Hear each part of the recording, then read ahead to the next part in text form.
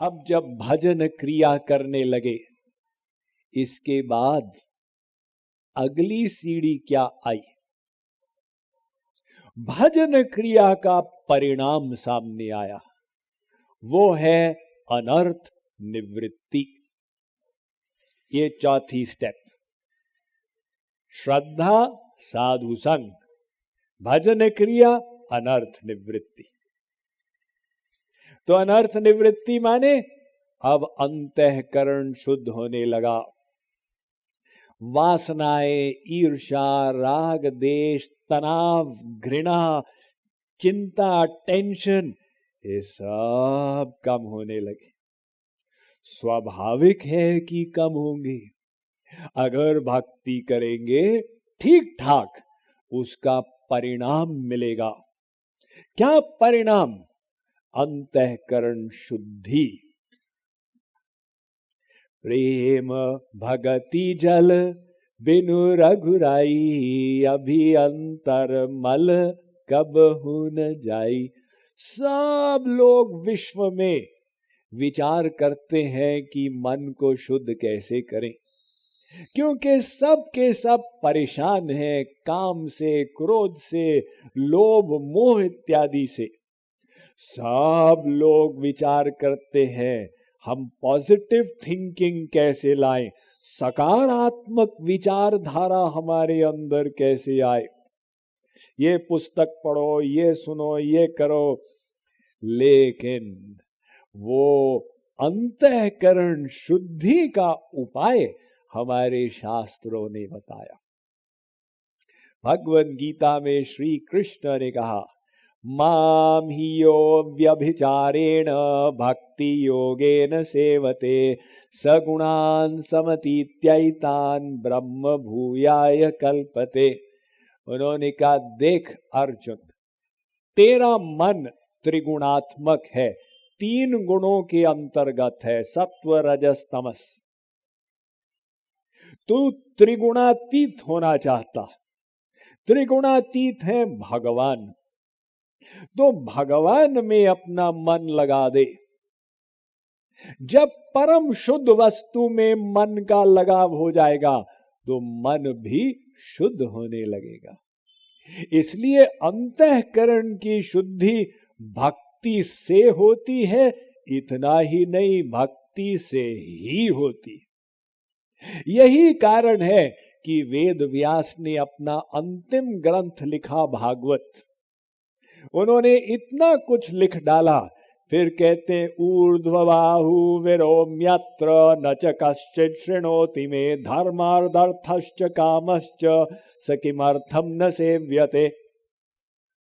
वेद व्यास विचार कर रहे, मैंने जीवन भर प्रयास किया, इतने ग्रंथ लिखे, उनमें मैंने बताया कि सांसारिक इच्छा पूर्ति के लिए कौन सा कर्म करना है, सांसारिक धर्म का पालन कैसे होगा, सूतक के समय कौन से नियम का पालन करो, सूर्य ग्रहण के समय क्या करो, और मैंने निरंजन ज्ञान भी बताया, सुरंध्रन ध्यान भी बताया। किंतु कारण क्या है कि जीवों के चित्त पर प्रभाव नहीं पड़ रहा। तो नारद जी आए, उन्होंने कहा, वेद व्यास जी, आपने भक्ति प्रधान ग्रंथ नहीं लिखा है, अब एक ऐसा ग्रंथ लिखिए जिसमें विशुद्ध भक्ति हो। तो वो समझकर वेद व्यास जी ने पहले भागवत नहीं लिखी, उन्होंने साधना की और साधना करके भगवान के दर्शन किए, फिर भी भागवत नहीं लिखी। फिर उन्होंने जीवों को देखा जो माया में पीड़ित हो रहे, और जीवों की पीड़ा से वेद व्यास के अंदर दया भाव जागृत हुआ। अब वो दया से प्रेरित और ईश्वर अनुभूति प्राप्त वेद व्यास ने भागवत लिखी, जिसमें उन्होंने स्पष्ट भक्ति को इस मानव शरीर में प्रमुख धर्म बताया। स वै पुंसाम परो धर्मो यतो भक्तिरधोक्षजे। तो भक्ति करने से अंतःकरण शुद्ध होगा, कैसे? देखिए, आप चाहते हैं क्रोध आदि पर विजय प्राप्त करें, कैसे करेंगे? आप मन को भगवान में लगा दें। अगर 25% मन भगवान में लग गया, इसका मतलब 25% संसार से हट गया, यानी 25% आपका सहज वैराग्य हो गया। तो 25% आपकी ईश्वरीय शक्ति आ गई। अब 25% क्रोध का कारण है, आपको क्रोध नहीं आएगा, क्योंकि आपकी स्पिरिचुअल पावर बढ़ गई है। अगर 50% क्रोध का कारण है, आपको 25% क्रोध आएगा। आप चाहते हैं क्रोध पर और विजय प्राप्त करें और वैराग्य बढ़ाओ, कैसे बढ़ाएंगे? और भक्ति बढ़ाओ। भक्ति से आपने मन को 50% भगवान में लगा दिया, इसका मतलब 50% संसार से हट गया, तो 50% आपका सहज वैराग्य हुआ। अब आपकी ईश्वरीय शक्ति बढ़ चुकी है, 50% पर आ गई। अब यदि 50% क्रोध का कारण आया, आपको क्रोध नहीं आएगा। तो इस प्रकार से साधना करने का परिणाम क्या हो कि अंतःकरण शुद्धि होती चली जाए। ये अनर्थ निवृत्ति की सीढ़ी। हम जब आगे वाली सीढ़ी पर आते हैं तो ऐसे नहीं कि पीछे वाली सीढ़ी को छोड़ देते, अर्थात जो साधु संग करेगा वो श्रद्धा भी करेगा। अब जब भजन क्रिया करेंगे तो साधु संग भी करते चले जाएंगे। अब अनर्थ निवृत्ति हो रही है तो भजन क्रिया साथ में चलता चला जा रहा है, किंतु एक एक स्टेप ऐड होता जा रहा है।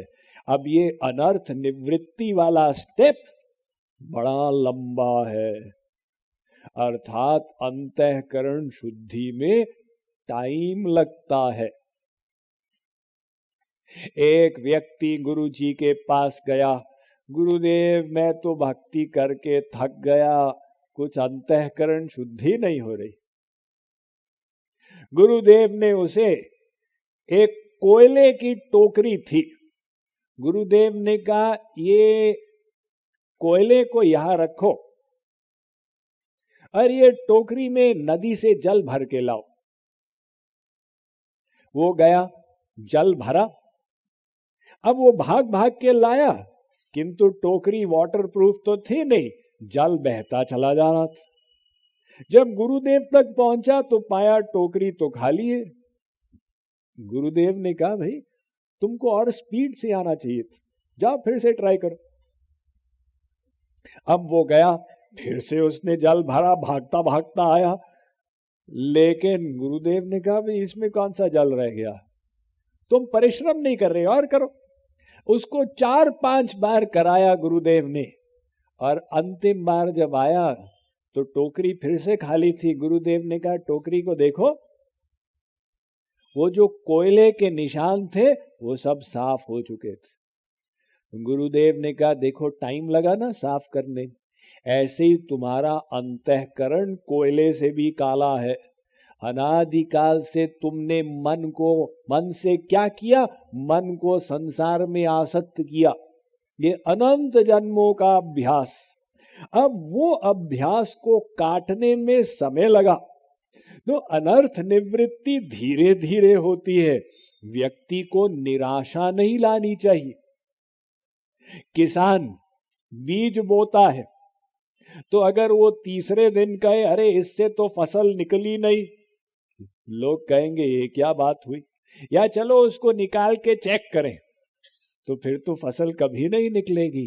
तो जो पैदाइशी किसान होता है उसको पता है अभी 8 दिन के बाद अंकुर आएगा, और उसको भी अभी 4 महीने लगेंगे, वो घबराता नहीं है। फिर एक एक बीज से उसको 40-40 मिलते हैं। इसी प्रकार से हम भजन क्रिया करते चले जाएं तो अनर्थ निवृत्ति होती चली जाएगी। ये अनर्थ निवृत्ति के बाद अगली सीढ़ी आएगी, उसको कहते हैं निष्ठा।